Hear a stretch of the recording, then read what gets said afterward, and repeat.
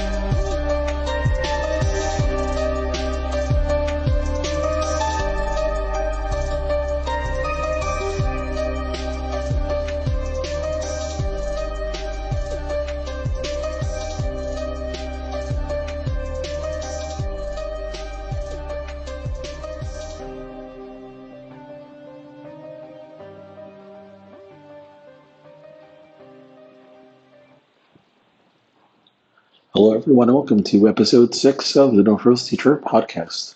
I'm your host, the No-Frills Teacher, Joe Camps. If you're new to this podcast, welcome. And if you're one of my 6 followers, thank you for sticking with me for the first 6 episodes. I give you a lot of credit. Today's episode is all about the TPT teacher, or as I like to call them, a teacherpreneur. So one of the reasons why I wanted to do this episode was because I wanted to address um, the question of why do teachers need, or why are teachers wanting to or compelled to contribute their resources or create and share resources on sites like Teachers Pay Teachers. Is it for financial reasons, or is it because they just innately want to share their resources with other educators to help improve instruction and support students across the country? I'll start by addressing the financial aspect of sharing resources on Teachers Pay Teachers. If you're somebody like me, a no-frills teacher, or somebody who is lacking in skills with clip art and other graphic design programs, I would say you're not going to make any money on Teachers Pay Teachers. Or if you do make some money, it can be very little. And if you go ahead and you're not a premium seller or something like that, any kind of the bare bones basic, you're going to get a good percentage taken out from Teachers Pay Teachers to begin with, and you're really making pennies on the dollar. Now, if you're a Deanna Jump or a Rachel Lynette, you're going to make, $1 million.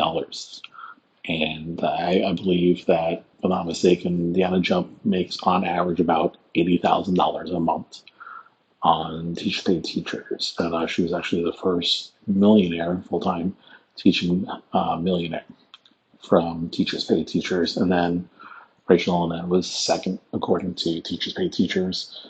I would say those were the outliers.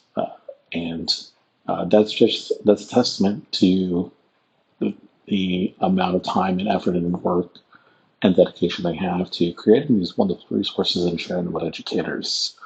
But once again, those are outliers, and that's not to say that there aren't other educators out there on Teachers Pay Teachers who are not doing well for themselves. Absolutely. If you would just do if you did a simple Google search of like the top 10 performers on Teachers Pay Teachers, some of them are making, a couple $100,000, way more than we're making in the classroom. Now, to be completely honest with you, my resources probably suck. And that's okay. Most of my resources that I create, I do have a Teachers Pay Teachers store. It's Camps Emporium Extraordinaire, and it's the most ridiculous thing ever. And what I like to do is I like to share more of like a data analysis um, resource or resources with fellow educators, with tracking standards and a lot of things that tie in with fifth grade writing, scoring rubrics in the state of Florida, and things like that.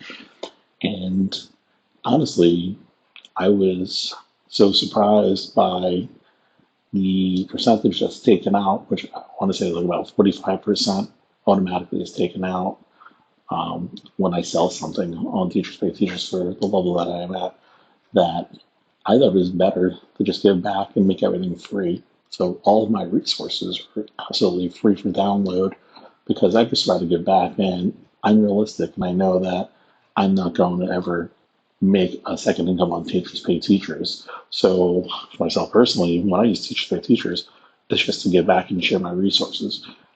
Some people like them. Um, I just have a handful on there. Every now and then I create something and I share it with colleagues of mine. I'm like, yeah, I might as well put it on Teachers Pay Teachers and shout out other teachers too. Maybe somebody use it, maybe somebody won't. Um, but like I said, for somebody like myself, and perhaps somebody out there that are listening, you put links out on Teacher Pay Teachers, you want to share some resources, but you're not really anticipating making, buco bucks and making it a second income or, earn income where you can leave your full-time teaching job. However, there are some, once again, that actually make enough money and have that source of income where they do eventually leave their daytime job or their full-time teaching job, and they completely dedicate themselves to creating these resources on Teachers Pay Teachers, and it pays off. Perhaps, though, a lot of it ties into creating a following through social media and various outlets, blogging, things like that. So they're, getting their name out there, they're getting their store out there, and they're, creating this buzz on their Teacher Pay Teacher store that people that can come and check out. And I mean, really, social media presence is where it's all what it's all about. Because when I'm on Instagram and I'm looking at suggestions of teachers to follow, based off of previous teachers that or other teachers, educators that I do currently follow on Instagram, and whether it be on TikTok, whatever it may be, a lot of the teachers that are suggested that have these 74,000 followers, 80,000 followers, whatever it may be on, let's say, Instagram, it turns out, well, what they all have in common, they all have Teacher Pay Teacher stores, and they're some of the most popular educators or bestsellers on Teachers Pay Teachers. So is that chicken or the egg, conversation question? What came first? Was it social media presence that, drove people to the Teachers Pay Teacher store? Or was it the Teacher Pay Teacher store that then, got that person's name out and, created a buzz on social media and the followers came? The next question I'd like to address is, why would somebody want to become a TPT seller? Like, why are educators looking to become teacherpreneurs, go into business for themselves? Is it, once again, a question of financial gain? Once again, you have to be pretty exceptional or have some really exceptional resources that, catch on with the TPT community to do well and make serious money where you can use it as a second source of income, another stream of income, or even if you ever wanted to leave your current position as an educator, a teacher in the classroom. And why are teachers being driven to go into business for themselves? Is it once again just a generation of educators who are more kind of crafty, so to speak, or more, keen on using digital resources to share with others? Is it that we are paid that poorly in the classroom that teachers have to take on a second source? Is it easier to sit on your computer at home and use graphic design programs instead of tutoring students after school? or perhaps waiting tables. Yeah, that's a good possibility. Is it something that it's a question of an educator just having all these amazing ideas in their head, and they just want to get them out there and share. Really, why do teachers go into business for themselves? And a lot of it does have to do with just how poorly teachers are paid. And most teachers do work a second job. Many, especially those with families, or ones that are holding a lot of debt or student debt, whatever it may be, and they need that second source of income.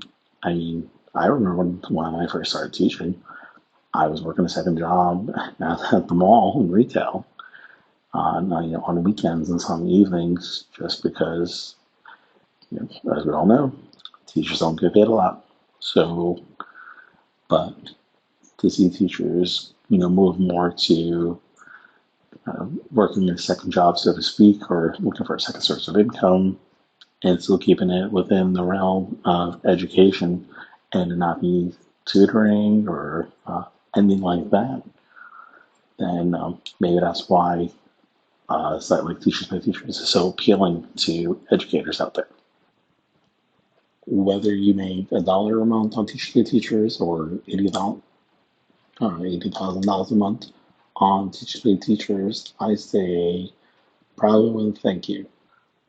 Whatever your reason for being a TPT seller, sharing resources on sites like Teachers Pay Teachers, whether it's for financial gain or just for the love of teaching, you are definitely providing uh, an avenue for educators who perhaps are not as,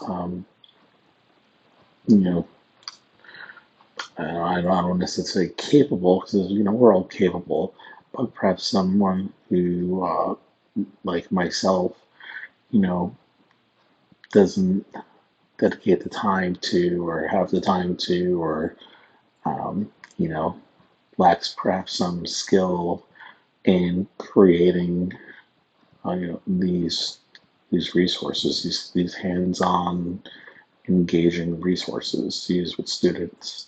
You really do a great service to the profession, whether you realize it or not.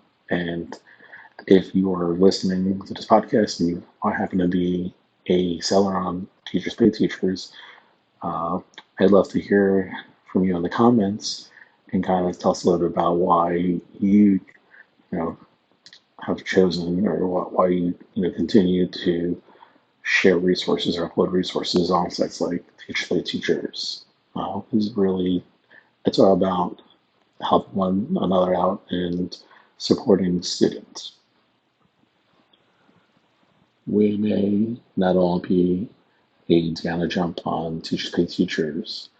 However, we can make a difference, even a No-Frills teacher like myself. Well, that's it for episode 6 of the No-Frills Teacher podcast. I'm your host, Joe Camps, aka the No-Frills Teacher. And have a good night.